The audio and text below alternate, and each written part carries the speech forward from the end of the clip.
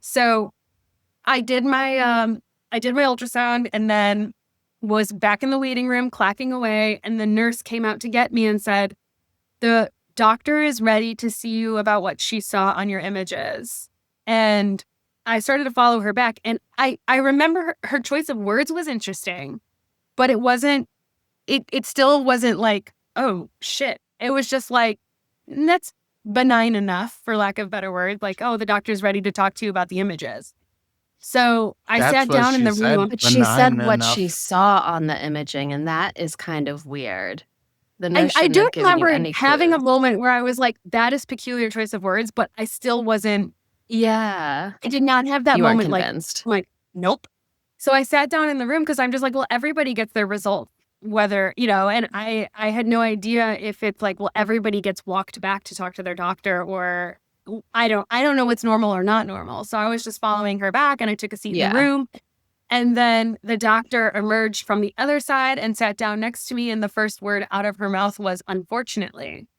And then that's when the whole room went dark. And like, truly, that was the moment.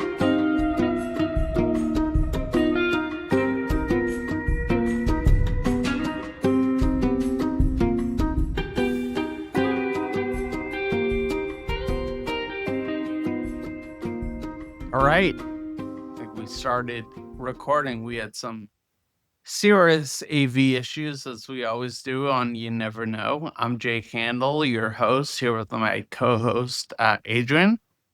Hello, guys.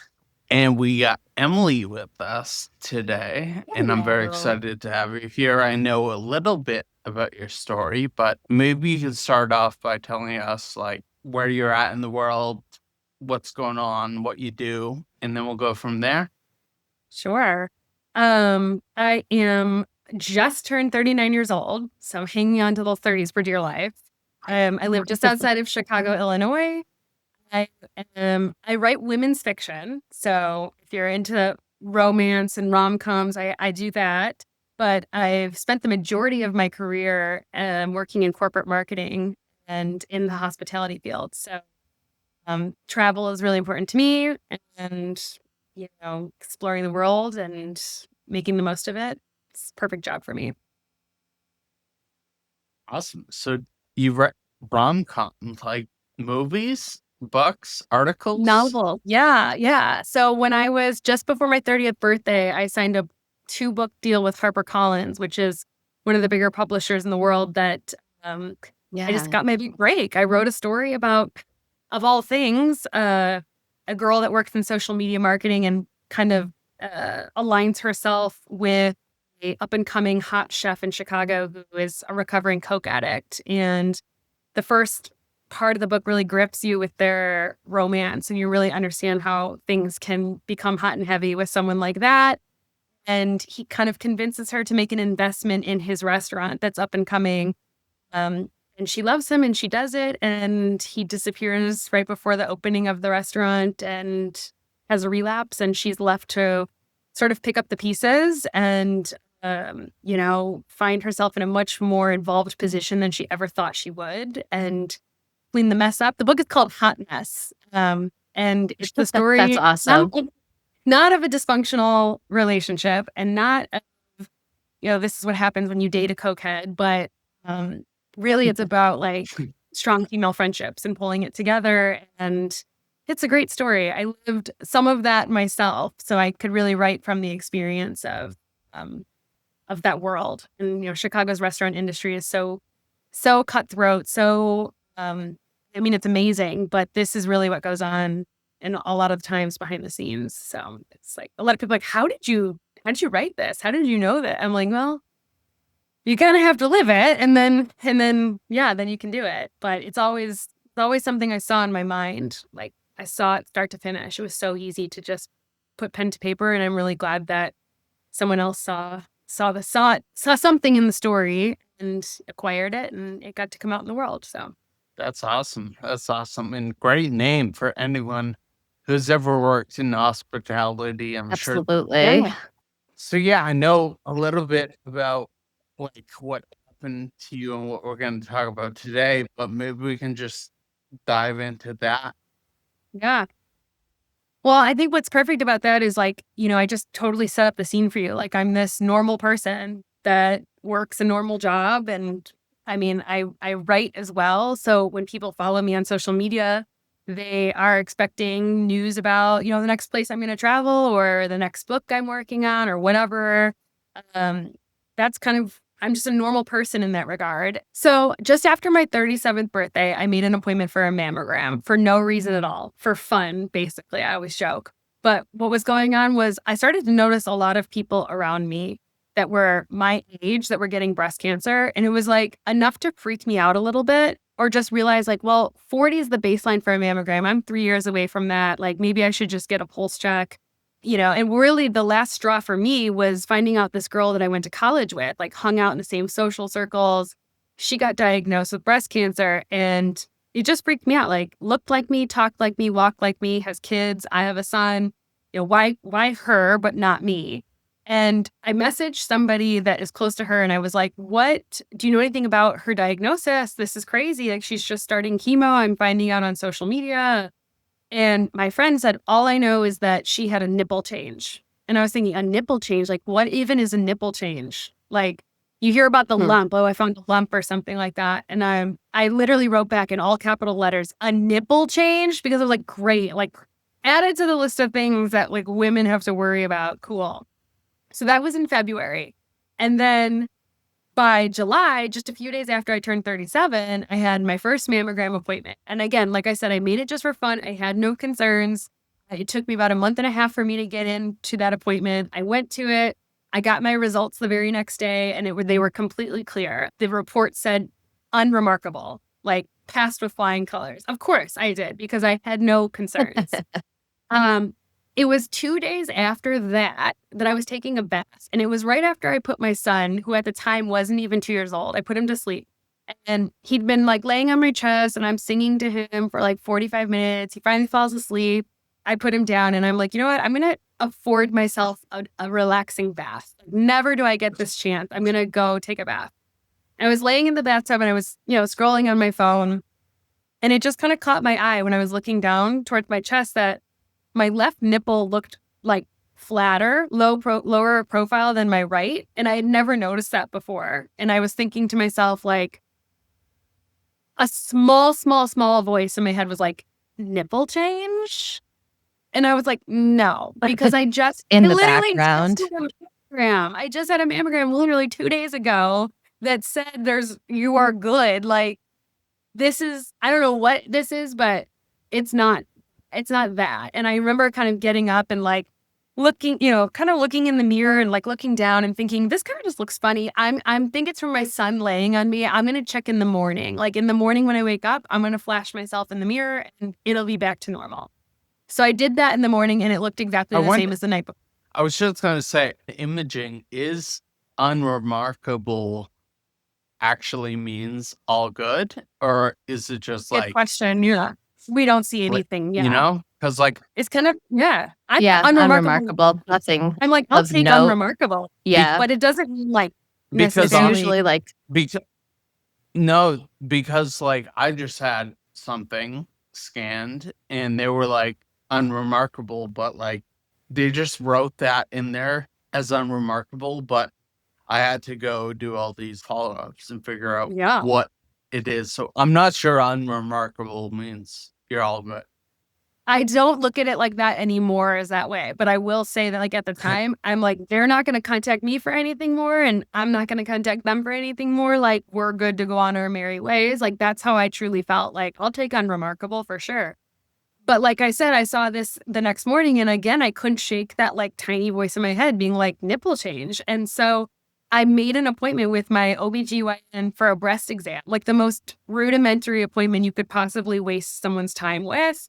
And I showed up there after the weekend and he's like, what brings you in? And I was just very apologetic. Like, I was like, I'm so sorry. I'm totally wasting your time. I'm sure this is nothing. But, and he even had my images right there with me. He was like, yeah, I mean, you're clean. Like, there's nothing here. Let's have a look. And he did a thorough breast exam. And all he said was that he felt a little firmness on my nipple. And he'd never used the word lump. Like, he wasn't like, oh, I found a lump. This is crazy. We got to get you in. He was just like, it's a little more firm than that one. I think you need to go have an ultrasound. It's probably some sort of clogged duct and you may need to see a surgeon. I mean, there was like no real concern. So the next step was a couple days later, I had an ultrasound. I was not concerned whatsoever. I went to the ultrasound appointment with my laptop from work, logged onto the hospital Wi-Fi and was like clacking away. Like, this is a waste of, like, I'm not letting this ruin my day. I have got things to do. I just have to like check this appointment off the list. In my imaging center, it's standard for them to give you the results in person. So that regardless of what's going on there, you will get your result at that exact time. So I did my ultrasound and then was back in the waiting room clacking away. And the nurse came out to get me and said, the doctor is ready to see you about what she saw on your images. And I started to follow her back. And I remember her choice of words was interesting, but it still wasn't like, oh, shit. It was just like, that's benign enough, for lack of better word. Like, oh, the doctor's ready to talk to you about the images. So I sat down in the room. But she said what she saw on the imaging, and that is kind of weird. The nurse I shouldn't do have given you remember any having a clue. moment where I was like, that is peculiar choice of words, but I still wasn't, Yeah. I did not have that You weren't moment like, convinced. I'm like, nope. So I sat down in the room because I'm just like, well, everybody gets their result, whether, and I had no idea if it's like, well, everybody gets walked back to talk to their doctor, or I don't know what's normal or not normal. So I was just following her back and I took a seat in the room. And then the doctor emerged from the other side and sat down next to me. And the first word out of her mouth was, unfortunately. And then that's when the whole room went dark. And like, truly, that was the moment. Like, we were talking about one single moment where like life was before and life was after. It was right exactly then. And that's when I really panicked, because she said that they saw a solid mass, which is not a good thing. And that on top of that, they saw it had spread to my, whatever it was lighting up a lymph node in my armpit. And I flat out asked her, like, do I have cancer? And she had a very politically correct answer where she was like, well, we don't know exactly what you have. We have to biopsy it. But, suspicious, unfortunately, surgery. Yeah, all of those words were peppered into this conversation. And, the same nurse that kind of brought me back there was just standing there with like puppy dog eyes, ready to schedule me for the biopsy, which was going to be the very next day. And then they did that, and flash forward just a couple more days, I think 3 to 5 business days, whatever they say. The same doctor who did my breast exam, which is the same doctor that delivered my son, called me Monday morning about 9 a.m. and told me that I had stage 2 breast cancer and that it had already spread to my lymph node, and that really began the whole process. What did that feel like when you hear that you have a mass before you knew it was cancer? Where did your head go? My head went, like, I literally had that moment when the radiologist told me that she saw the mass that was solid. And I asked, well, why didn't that come up on the mammogram? And she said, because my breast tissue is dense, and which shows up as white on a mammogram. And the solid mass also shows up as white. So if you have something white and then you have something white on top of it, the mass is white, and then you have white tissue on top of it, you can't see behind. It's like a deer in the road on a foggy night. Right. I mean, the fog is there. You don't know if a deer is there or not until you drive into it. And so it's kind of, my questions were more like, how did this get missed? And why was my mammogram totally fine literally 2 days ago? And the reason that I never felt a lump, by the way, like, why did I not feel a lump? Why did the doctor not feel a lump? Is because my particular tumor was right behind my nipple, which is why it kind of sucked it in flat, because it was literally directly behind it. So if you're thinking about a breast exam, right, when you go all around, unless you're like literally feeling the nipple, which he said he felt a firmness, but he never was like, oh, there's that pea-sized lump. That's what everybody's very typically like, oh, it's like a pea-sized lump. No, that was not something palpable for me. So I had a lot of questions about just how did I go from literally nothing, an unremarkable exam, to something in a matter of days, because so many people I feel like would have just not like they would have got the mammogram result, and maybe if they noticed something weird with the nipple, they wouldn't even do anything. They're like, well, I just had a mammogram. It's fine. Like, I'll deal with this later. So I guess when I heard that I had a solid mass, I was like, this is really bad. And I almost missed it. I literally almost missed it. I'm already stage 2 at this point. The mammogram age minimum is 3 years from now. So like if I didn't even do any imaging for 3 more years to 40, like what, I would have been dead. I would have been stage 4, no chance, like, I mean, incurable at that point. Like that scares me a lot. Yeah, that's terrifying.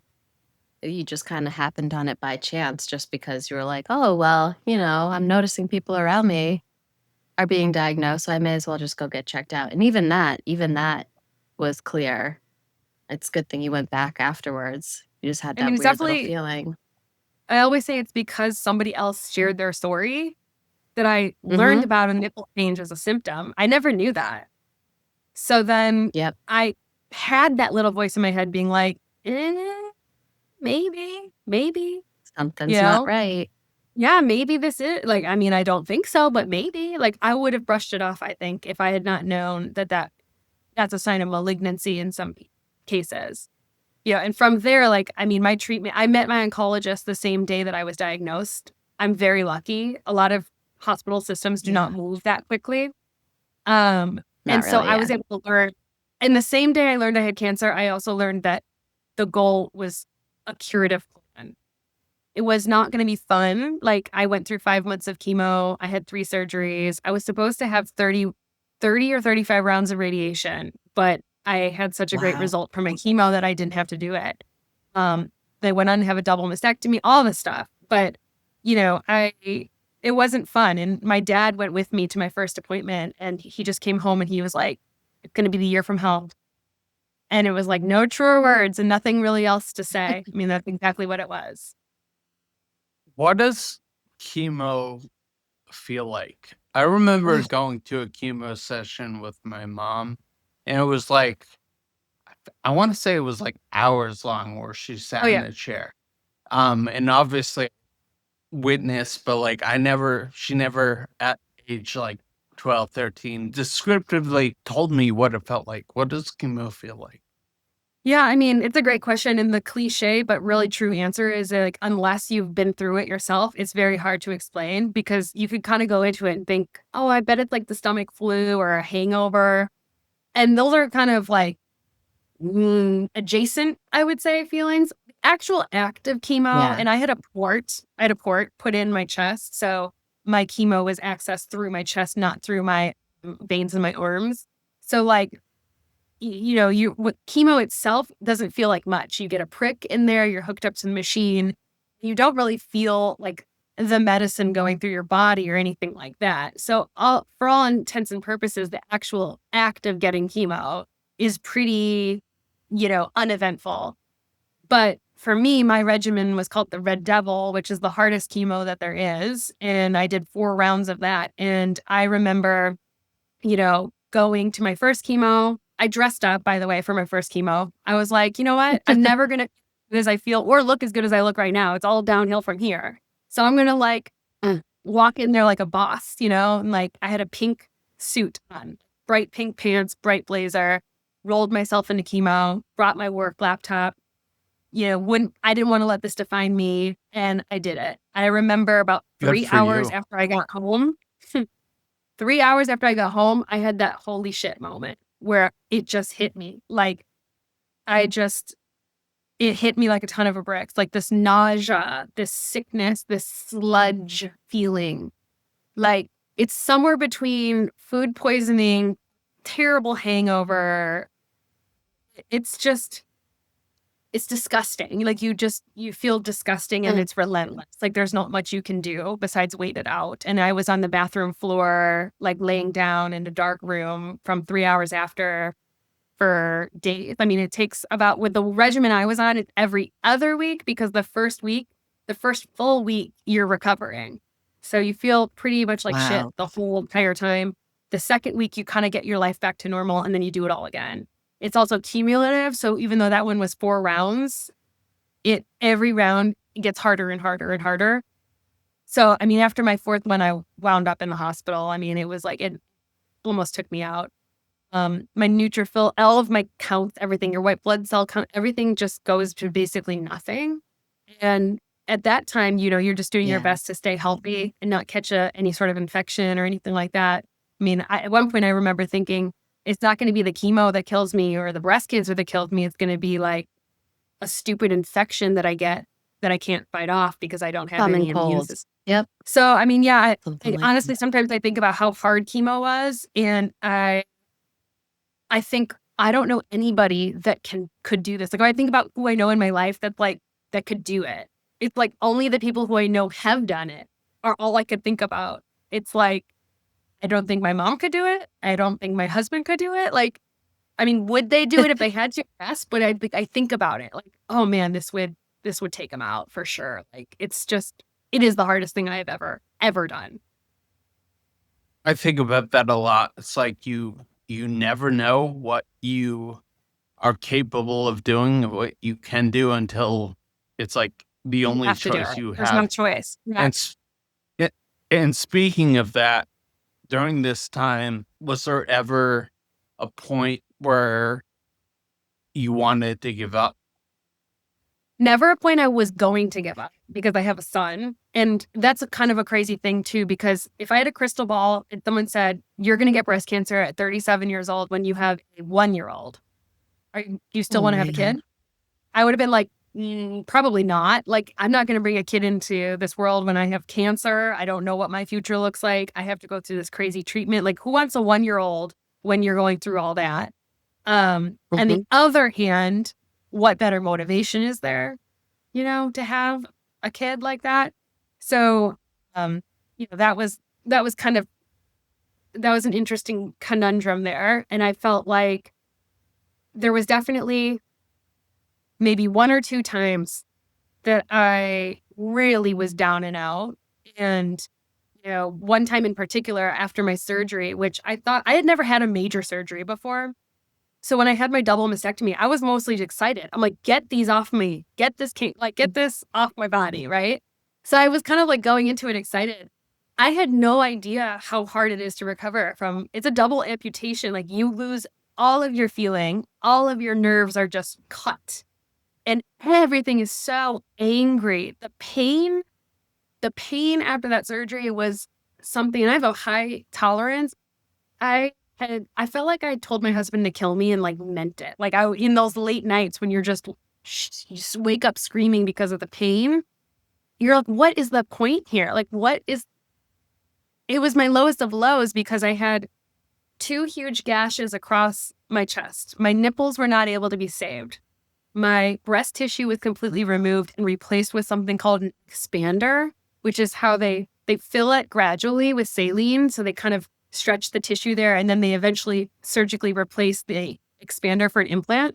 So I have no nipple, no breast anymore. Instead, I have like a deflated balloon almost is what's under. It hadn't been filled. The expander hadn't been filled at all yet. So it was just the shell, like, and deflated Oh, just like basketball kind sitting under the of look skin. sitting under. So I had no actual like smooth breast. Like, you're just crumply skin essentially. Lost my nipples, 2 huge gashes. I looked like Frankenstein's monster, like with the sewing of how big the stitches were. 4 drains coming out of my sides. So tubes with drains with blood collecting in them. And at this point, I had finished chemo, and the only hair growing back was just around the sides and the back. So this was all bald, like an old.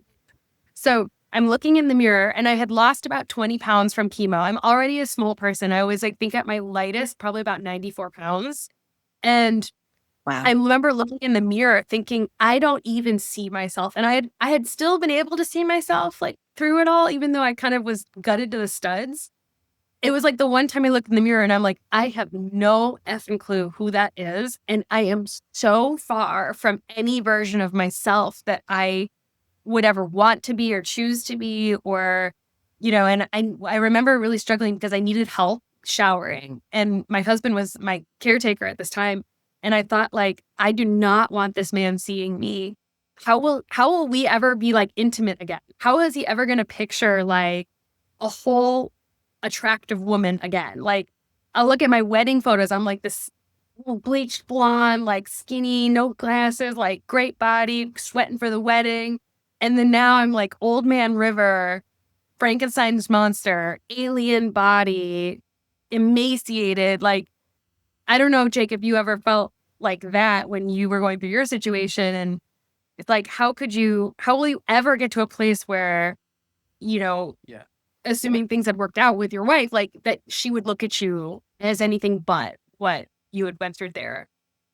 There's so much I can relate to what you're saying. Like on my road downhill, as a lot of you know who will hear this, I had 5 months downhill before I was locked in, and my body was just deteriorating in front of my own eyes. Well, I could still look at myself, and I was just disgusted with myself. Like Mhm. everything's contracted, and I was like, ugh, and saddened, disgusted, and just like my wife at the time was my caretaker, Mhm. and it got to the point where she would only like touch me with the gloves, and I didn't even Mhm. blame her. Um, Right. but yeah, like, Like, It's how do you so come back from impersonal, that? though. Like, I yeah, don't know. That will. and I still don't think I'm at a place where like I can ever forget that. Like, whether it lives in my head rent free, I should say. I'm still disgusted by what I look like, you know? Yeah, I get mean, it. I know that like I look a certain way now where if you didn't know my story, you would never really know.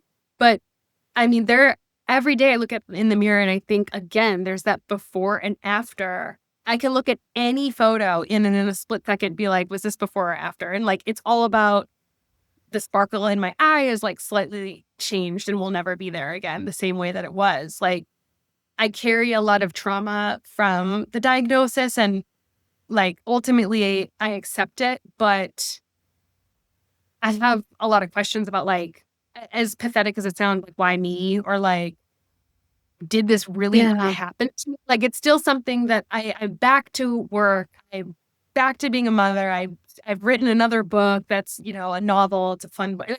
All the things check out. Like, I'm back. But every single night before I go to bed, every single night, I think about this and think about like, did this really happen to me? And like, I think about my future, like, of course, I think about this coming back. I think about it happening again. I think about how I had this near miss. Like, I was going along with life. And they think I had cancer for about 10 months before I caught my cancer. So that feeling of like, am I going through that right now? And I just don't know again? Or like, And you are the don't people I know. love Yeah. also doing that? Like walking around and something nefarious is happening inside their body. And I think about that. I think about just, you know, like I have this kid who I love so much, my son, I love him so much. And I'm like, do I make it to his graduation? Like, God forbid this comes back. It's not going to come back in a breast because I don't have breasts anymore. So, like, it coming back means it's somewhere else in my body. And like, Jake, you obviously know this from your mother. Like, that's not a good thing. And, that is something that I say right now, like, where I'm at in my survivorship is really like just trying to the mental game, I guess, like it's less about the physical challenge now. Is there an element where you're just waiting for it to come back? Of course, yeah. And I know that sounds so negative, but I will also say this too, like a lot of outsiders who were watching my experience were like, you're so positive, you're so positive. And I never resonated with that word because I don't think I was positive. I think I was just very realistic and very much like, I understand the assignment and I'm going to do it. And I like, don't get that twisted for positivity. Cause I definitely wasn't like, let's turn lemons into lemonade. Like, I was like, this suck. This fucking sucks. But like, can I do it? Will I do it? Yeah, I will. I will. And the same thing with the word like strong. Like, that never really resonated with me either because, Jake, to your point earlier, like, if you have no choice and this is what you have to do to get better and you want to get better, then you're going to do it. I mean, there's nothing strong Yeah, about it. I either quit or I die. So yeah. doing it. The way you just said, like, I understand the assignment.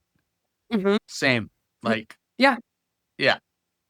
That's You all I know, treated it as. Like, tell me the plan, I will do it. And that's like the type of person I've always been. And it's exactly what I did for this situation.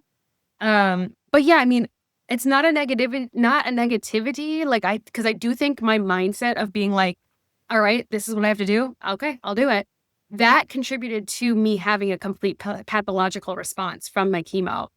Many people in my position do not have a complete response. In fact, my oncologist was basically being very realistic with me. When you have your surgery after chemo and we run the pathology, good chance that there's still going to be some residual cancer there. That's what radiation is for.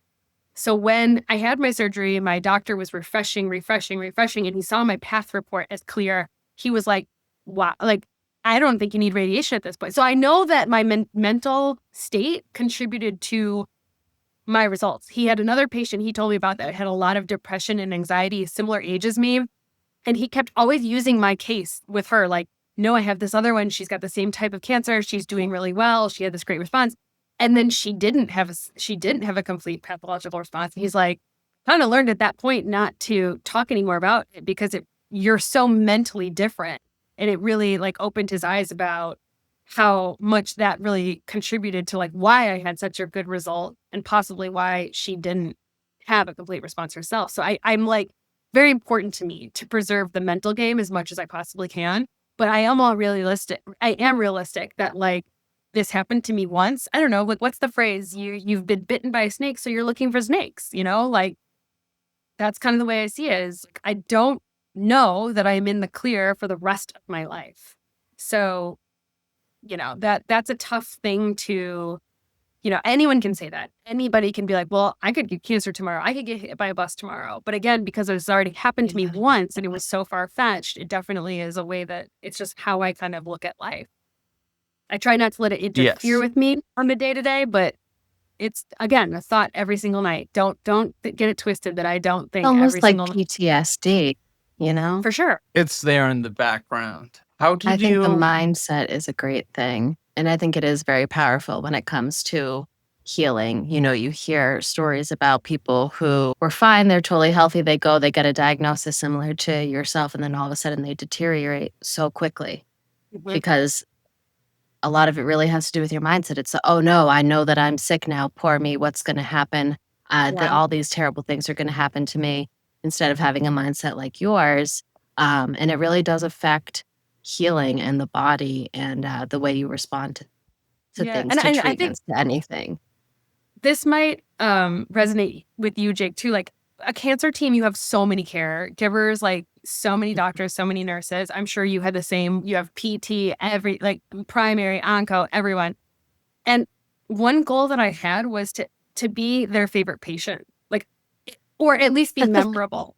No, like truly, like I wanted to be known for like, even though I'm going through this hard thing, I still have a sense of humor and we're joking around.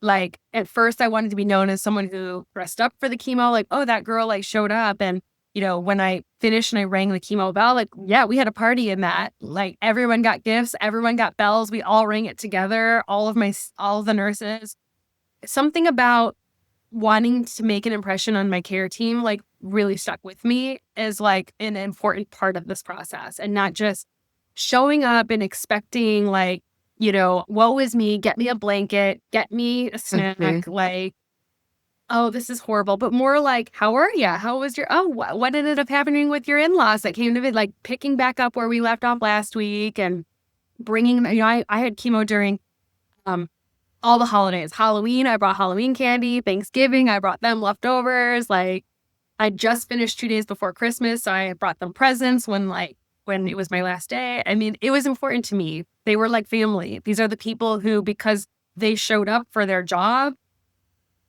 and I got to live because of that. And like, how do you Yeah. repay, you know? Yeah. I Best lived thing in is to see people hospitals for recover. like I lived in hospitals for like 3 years. So there were Mhm. people I came very close with, you see every day. And Totally. and I attribute humor to a big part of my survival and recovery. Even when I was locked in, I was being sarcastic with Right. myself. Like, even though it sucked and Yep. it hurt, it was like, I'm still gonna have that. And then nonverbal and as well as baby sounds, and then making fun of my unintelligible speech, humor across the board. And also there was an element for me of like, gonna make the best of this awful situation. Totally. Yeah. I think that that's a choice, right? Like you choose to make the best of it. And I think the people who do that, whatever that looks like for them, like have a better results for sure. Um, And I mean, Totally. I feel like the universe got it right with my oncologist. I always say this because, I got called and told I had cancer. And then they said, okay, as soon as we get off the phone, you're going to get a call from the nurse navigator who's going to make your appointment for your oncology visit. She called a few minutes later and she was like, I can get you in today. Like, the other option was a Friday. And that doctor was like, no, I don't want to have her have to wait till Friday. Book her at 5 p.m. So he stayed late. And I don't know this person. I had no time to look him up. I basically was like, holy shit, I have cancer. I've got to find childcare.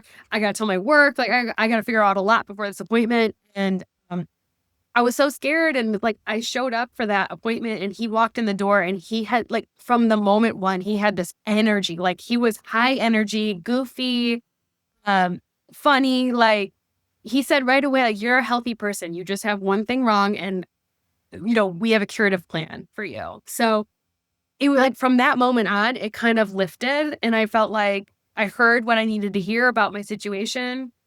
And whatever is between point A and point B, I can do it. It's going to suck and be completely the year from hell. But like, curative plan was like in my curative plan.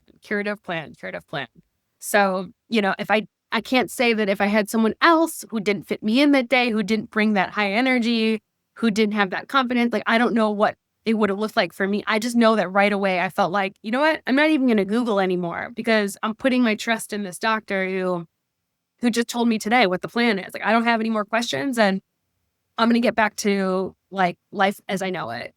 So Good Sounds for like you had a you. really good experience with the healthcare system, which is awesome because people yeah, it definitely doesn't happen struggle like with that. that I for know. I know. no, it just seemed to I have hear horror aligned for stories. you, even right down to the Totally. doctor, and that's really amazing. Like, they just moved so It was quickly, and I this think a in lot of that is Chicago? great.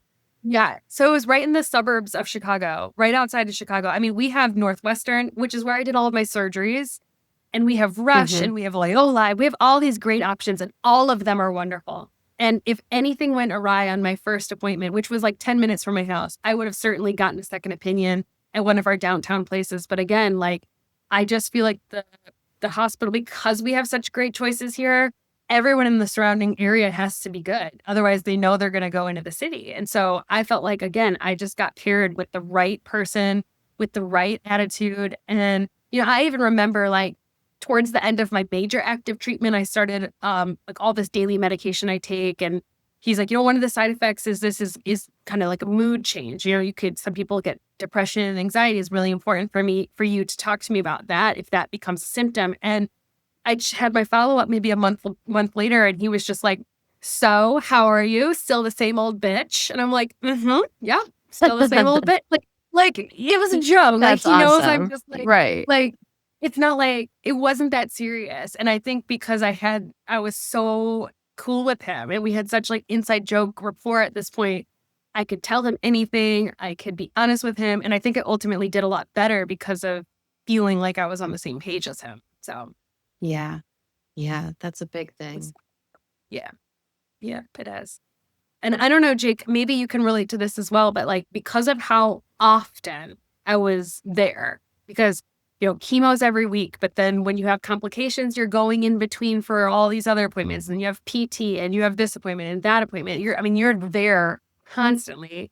When it started to taper off a little bit, I felt a little almost like a weird like grieving of the routine or like the safety of like, oh my God, I'm not going to be at the hospital with these people all the time like I was. Like, I miss them. Am I good without them? Like, can I do this on my own with all these time now between the appointments? Like every 3 months now, it's crazy. It's like feels like years. Yeah, for better or for worse? I lived at hospitals for about 12 to 15-month intervals before the next one, and I did have grieving about my people there, but I was like, okay, I'm going to the next level, and there's going to be new people who I vibed with. Mhm. But outpatient for the last, can't believe it's been 4 years. And this is the for better or for the worse. Because I continue to make progress in every category, I have not experienced that taper for better or for worse. Mhm. And I do wonder when that taper happens. Yeah, it'll open my schedule up. I'm sure I'll Right. have to replace it with something else, but I like to think right now that I'll look back on it and be, grateful and I'll go in and visit and pay it forward and try and help somebody else who's going Right. through it. You know? Absolutely. Yeah. That's a huge part There, of there, this. for sure. And I assume that's partially why you want to tell your story. Would that be correct? Yeah. I mean, I'll be honest with you. I did not tell anybody other than my immediate family my work because they needed to know. And my two best friends, and by best friends, I mean like since preschool. That's how close. Um, I didn't tell anybody about my diagnosis for about 100 days. And by that point, I was bald, completely bald. Like the weight loss had set in and I was pretty in it.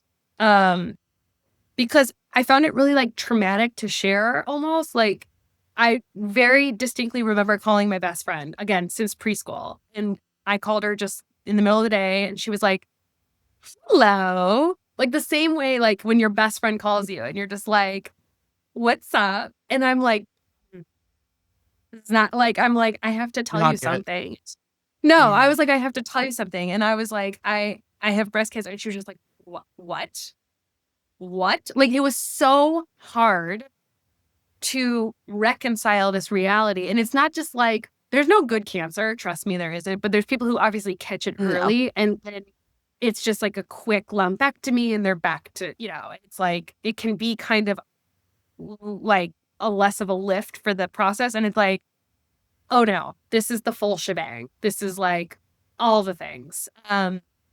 And I just remember, like, how derailing that was and traumatic it was, and, like, now I've left that. I've, like, left a pile of shit on her on her doorstep in the middle of her day, and now she's gonna be thinking about this for the rest of the day, the week, the night. I mean, it's just like, this is like my sister, right? Like, it's how close we are, and it's like, I didn't wanna continue to do that. It was very hard to tell people and know that I was, like, causing a guttural reaction. Um and then on top of that, I also felt like I really wasn't in a place where I wanted, like, thoughts and prayers and, like, from people I went to high school. Like, I'm just imagining I post this on my Facebook or something, and then all of a sudden it's like some rando that I'm friends with on Facebook from high school is like, "Oh, I'm praying for you," or, "Oh, my aunt died from breast cancer." "Oh, like, if you put castor oil on your breast, it'll go away." Like, I wasn't I didn't want to happen, and I wasn't in a Yeah. space where I could give that kind of reaction, and I knew it was going to happen. So I kinda had to wait until I felt like now is the time. I always was gonna share because someone else sharing their story and me hearing about, like, a nipple change was how I knew that something was awry with my own body, and I needed to do that for somebody else, and I have a small but dedicated platform, people who have followed my writing career and whatnot over the years. But again, like, I knew it was gonna be really shocking, and it was. It was very shocking. Did do my announcement in October for Breast Cancer Awareness Month, like, way toward the end of the month. Like, almost didn't do it, but I'm like, "Come on, just suck it up, do it, tie it in with Breast Cancer Awareness Month, like, get it rip the Band-Aid off." But I remember that also being a very difficult moment to be like, "Okay, well, now everybody knows." And, you know, obviously a huge positive, supportive response, but of course you still get the people telling you the stories you don't wanna know, um, Of and course. yeah, so Okay, I have a few questions before sure. I'll let you ask me anything you want to know about me. So first question would be, what's next for you? What is next for me? I'm slowly piecing my life back together. It's a process, one block at a time, really. So every every little milestone, something I did before the diagnosis that I get to do after is not lost on me. So I think continuing to travel and make up for some of that lost time where I wasn't going anywhere or doing anything, seeing some friends. Yeah, I would say continuing to travel and say yes to everything. Like my husband was like, "Want to go see Backstreet Boys in Vegas at the Sphere?" Yes, yes, I do. Like The I don't. Sphere is fucking awesome. I love the Sphere. Did you go? Have you gone? Yeah, Who did you I see there? haven't. He got to go. yeah. I got to see not Playing Dead, Dad and Company. Grateful Dead. Dead and Company. Dead and Oh yes. Company, and then I saw their house show. Yeah. Was Dead and Company insane? I bet it was. It was great. I did 2 nights there. It was awesome. One on the floor, one up Oh, top. Uh, Sphere is once in a lifetime experience. I suggest truly. everyone to go see who they want to see at the Sphere. Okay, so that's on my list. Like I did that. I was like, I'm She's like, I'm going. doing this. Yep. So just like any random, like, oh, that looks fun. I want to do it. I'm doing it. So I think it's just reclaiming a lot of that lost time and yeah, figure it out later. Just the money will come back, whatever it is. Like Making the you can't best take it. of it, you know? Live in the moment. Yep. Live How in the moment. long how Cliche long as it was your is. how long was everything from like diagnosis to like What's end of very funny surgery, is recovery? yeah. So I got officially diagnosed on July 24th of 2023. Okay. I did 5 months of chemo. So my last day of chemo was 2 days before Christmas. I did my surgery 1 month later in January. I had 3 surgeries throughout the year. And I was at one of my checkups, I was graduated to the survivorship program on July 23rd of 2024. So on my 365th day of living with my diagnosis, it was just a coincidence that he was like, well, I had my checkup that day and he was like, I'm gonna move you onto the survivorship program. And I was like, what are the odds? Like, who could have said it will be exactly 1 year that you'll get That's diagnosed to amazing. be? Not many people. So yeah, Not many 360 people. now. So that's what's next. What else you got for me? Okay. And then my last question is what advice would you give somebody else, either pre-diagnosis or B, Mhm. going through it, going to chemo for the first time or finding out they got Yes. diagnosed?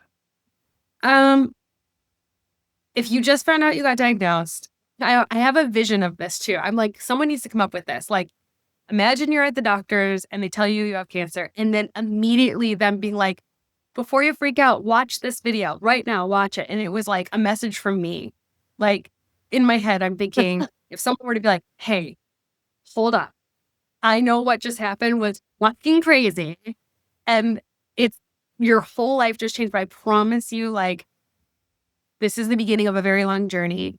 It is going to be very tough, but you can do this. I did this. And I promise you, like, it will be okay. I mean, if as long as like their diagnosis and everything came with a curative plan and assuming that breast cancer, when it's caught early, is very treatable. Like I would have wanted someone right in that moment, like immediately to be like, yep, you're going to have to continue to do all this and it's going to be really hard. But like, here's someone who is just in your shoes from the very like recent other side that can tell you exactly, they completely get it. And yeah, so I would say just someone to connect with. And, the advice if you're going through it is like, I know this is so tough. Like, be tough. Be tougher than how tough this is. Don't worry about being strong. Do not worry about being positive. Be tougher than how tough this is.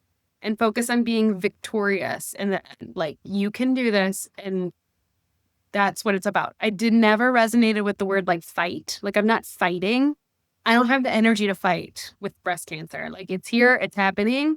I'm dealing with it. It's the journey I'm on, but like I'm going to be tougher than it and I'm going to be victorious with all that's going on. And it will not be part of the situation anymore after that. Like I had to really frame it as this is in the background, it's going away. It's really good advice. Thank you. Thank you. And I thank you for coming on and telling me this. And the entire time I've been listening, I've been thinking about my mom. And I thought about your mom like so much unfortunately, when yeah, when that part of the story was shared. I thought about you as her son and me having a son that's too young to understand and you were old enough to understand. And I always go back and forth about would I want my son to have been older so that I could have explained things better? Am I glad that he was younger and didn't really know? I mean, I thought so much about you and your mom. I really did.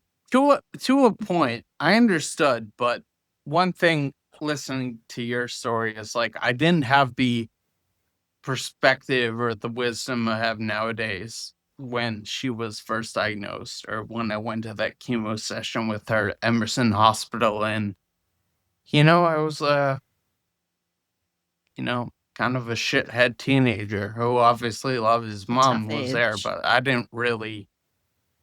I could have, you know, much different if this was the Jake now versus then. Mhm. Um, but anyway, thank you. And thank you for sharing. And I want, you answered all of my questions. I want to give you the Yeah. opportunity to ask me anything that Yeah. you want to ask me if there's Yeah. anything. I have, just knowing what your mom went through, I wanted to know what advice you have for me about talking about this with my son someday, because like it's feasible that I could never mention this and he would never know that I went through this, like assuming I stay healthy, right? But like, what do you think? And at what age is it important to share that, like, hey, I went through something really scary and really hard. And, is there a lesson that I should be sharing with him? Like, you can do hard things, you can overcome things, or is some things better left like in the past? And if it comes up someday, way, way longer, way, way in the distance from now, we'll address it. How would you handle this? I think right now, I, I even think like post 13 is like too young unless it really needs to be addressed. Like if something, God forbid, was to come up at the age of like 12 or 13, that's really tough. Um, I think kids of that age will be able to read between the lines, be like, "Mom, what's going on with you?" And one Mhm. thing that was really hard for me, because my mom went back and forth, remission, then not, remission, Mhm. then not. And I remember one year I was on the way to summer camp and she chose to share that with me that it came back, but Right. gonna be fine, being dropped off to summer camp like an hour before I was dropped off. And I didn't want to go to summer camp. I'm like, oh my God, like, no, no, let me come back with you. And she's like, very positive. Honey, I'll be totally fine. It's no big thing. Like, what do go enjoy summer. And it really weighed on me. I thought about it every night. And I Mhm. think it's really hard. I think, and then there's the other side of things.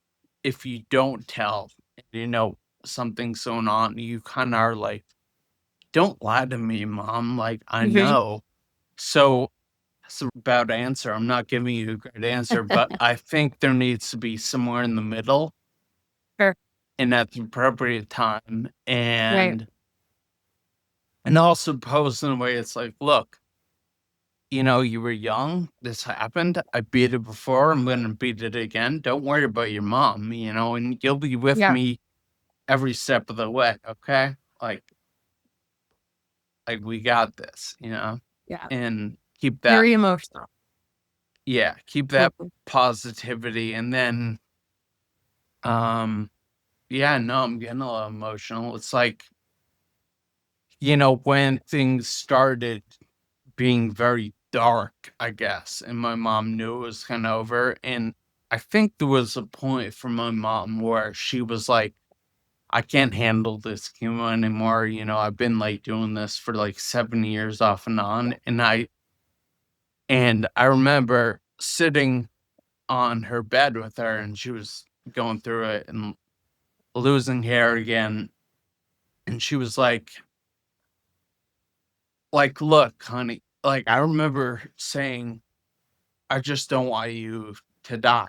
I don't want to lose you. And she was like, I've done everything I want to do in this life. My only regret is leaving you and your brother. And Yeah. yeah. And that kind of fucked me up though, but it kind of made me feel better. And I don't know if it was true either. Like, I still don't know. Did she do everything she want? I do Yeah, believe that was her only probably regret. totally. And it wasn't posed to me as honey, I'm giving up. It was just like evident that I was, Done. Yeah. going that And way. everything. Yeah. Um,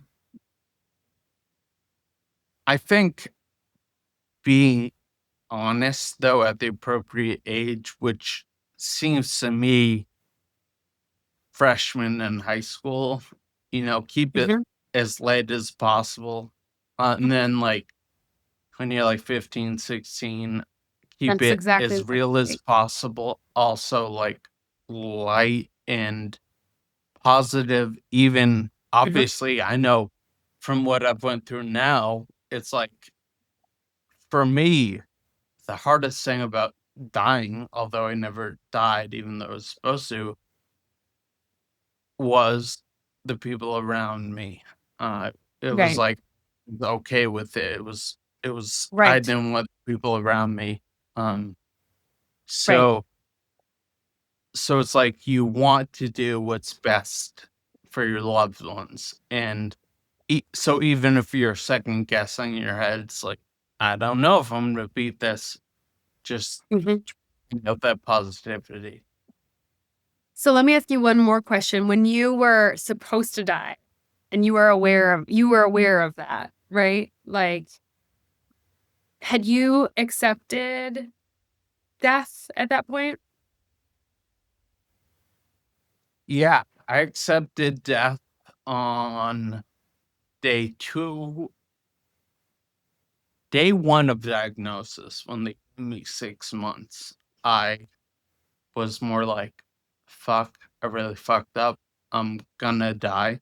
Uh, that's not how my life was supposed to go, how I saw it, and Mhm. spiraled, and then by day 2, I was like, "I'm going I'm I'm going to die, but I'm going to do everything in my power to try and beat the impossible odds, because I was given a Mhm. 0% chance. No one has ever survived, but I accepted it. Yeah. Do you think that because you have made a recovery, do you still accept death the same way because it's not as imminent? Like, has this process changed your view and your comfortability with, like, death as a subject? Yeah. More so with terminal diagnoses. I contemplate a lot in my head, like, is anything actually terminal now? And I feel like when you go to a specialist, I think people as a whole, for the most part, view doctors as, reciting gospel, kinda. Mhm. And when they're told they're terminal, I think immediately you've lost 50% of the battle. Whereas Mhm. opposed, if they told you, "Look, you got this, there's no It's real really serious. I Yeah. I recommend this and this and that," I think you're in a much better place than when you hear the word terminal. Um, Mhm. but I'm also very much a realist, and I'm like, yeah, odds are, this will lead to that. But yeah, I'm still a realist. It's just like the fact is you never know. All you can do Mhm. is the best you can do and take all the steps and forget you put it, like, you knew the assignment, play the game, do everything you Yep. can, be health conscious, like, yeah, if you should change your diet, like, do that if you value every chance you have at survival or, like, whatever else, like, even if it sucks. Right. Yeah, That's amazing. yeah. And then what is your prognosis now? Is it like you're completely cured of the syndrome that you were in and now you're just moving through the physical constraints of it or like what's left of it? Y Yeah, for a long time, I thought I was still terminal and, I'm, like, nonverbal, but recovering, and in my head, I was like, "This really sucks. I'm putting in this, like, hard, painful work, and I wonder Hmm. if I had 3 months left or 6." And then it was painful for me I had to build up courage to non-verbally ask that question, "Am I still terminal?" Hmm. And they were like, "Oh my god, no, honey, you're not. You've beat this." It's like, no one ever told me. Yeah, you're like, Um, thanks for letting me know. so yeah, I beat that. I mean, I still have, you know, going through the physical recovery, obviously, and I there's always something that pops up medically here and there, but nothing to that magnitude for sure. So Mm, I've That's beat it. Yeah. that's so great. That's so great. I'm so happy for you. Yeah.